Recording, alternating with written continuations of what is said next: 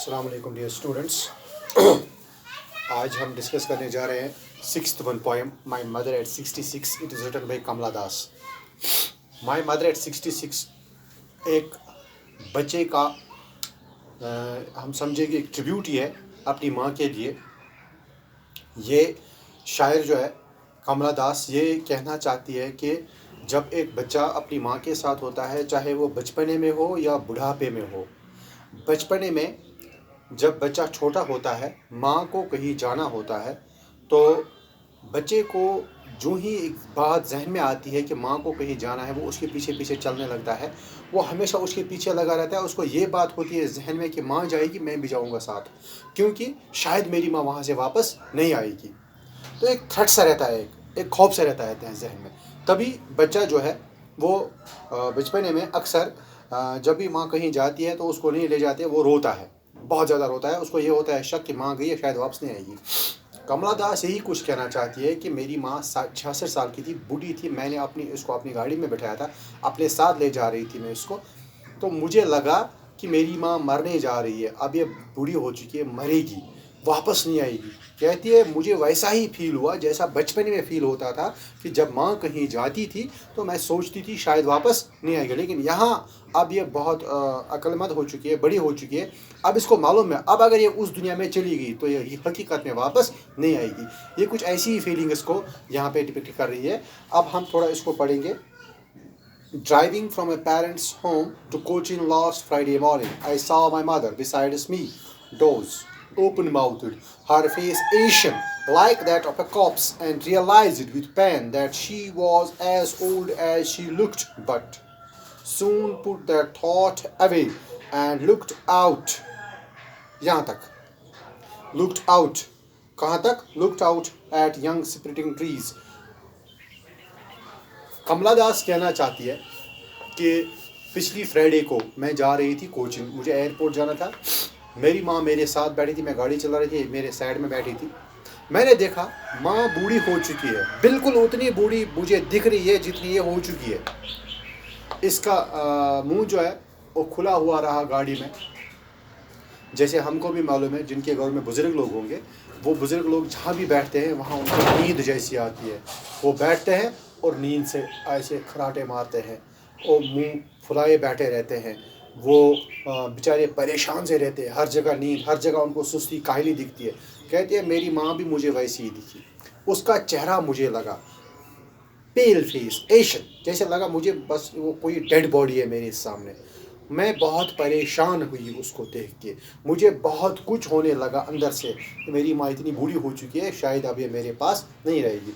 तो लेकिन इस सोच को बदलने के लिए मैंने अपनी निगाह को बाहर की तरफ किया और इस सोच को चेंज किया और देखा बाहर कि बाहर जवान दरख्त जो रोड पे चल रहे हैं। जब गाड़ी चल रही होती है तो हमें लगता है दरख्त पीछे मुड़ रहे हैं, लेकिन वो पीछे नहीं, असल में हमारी गाड़ी आगे होती है और वो हमें लगता है वो पीछे चल रहे हैं। That's called splitting trees.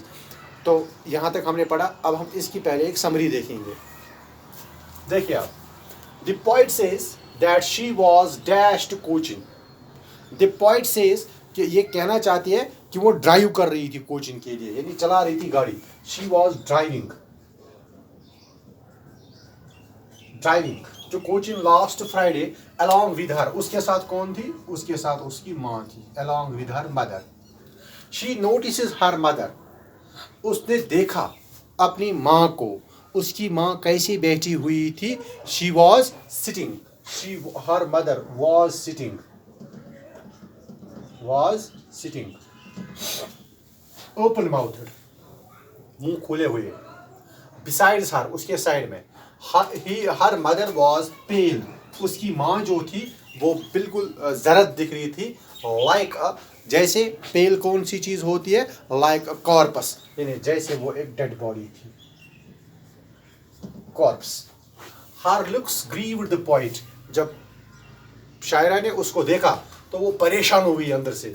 She tries to. अब उसने क्या किया? ट्राई किए किस चीज़ की? अवॉइड करने की। Avoid the scene. इस सीन को अवॉइड करने की उसने कोशिश की बाय लुकिंग। कैसे? By looking out of the window, क्योंकि अब वो खिड़की से बाहर देखने लगी। यहाँ तक तो हमने पढ़ा।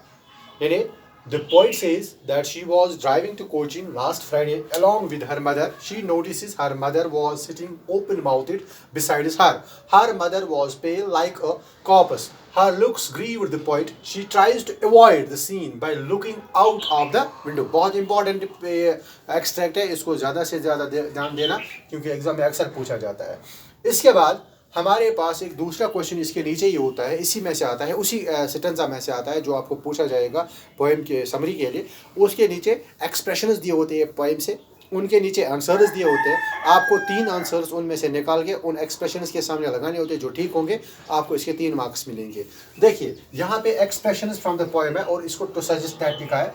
एक्सप्रेशन है कॉर्प्स. कॉर्प्स किस चीज़ को कहते हैं? एशियन क्या है? डोज क्या है? नीचे लिखे हैं वर्ड्स के माने.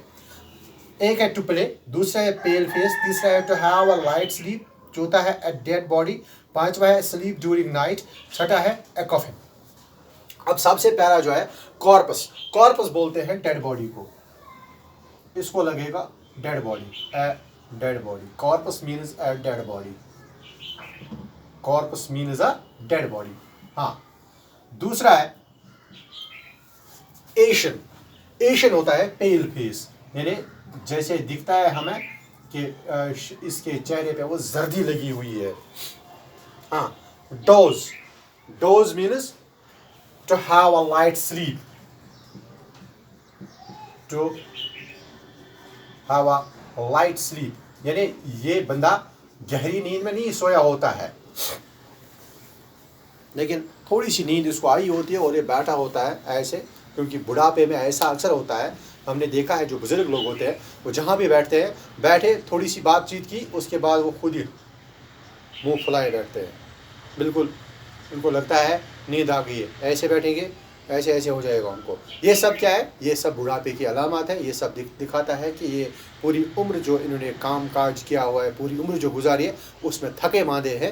अब वो ज़्यादा देर तक खड़े नहीं रह सकते, ज़्यादा देर तक बातें नहीं कर सकते, ज़्यादा देर तक कोई काम नहीं कर सकते. यही सब कुछ दिखाता है.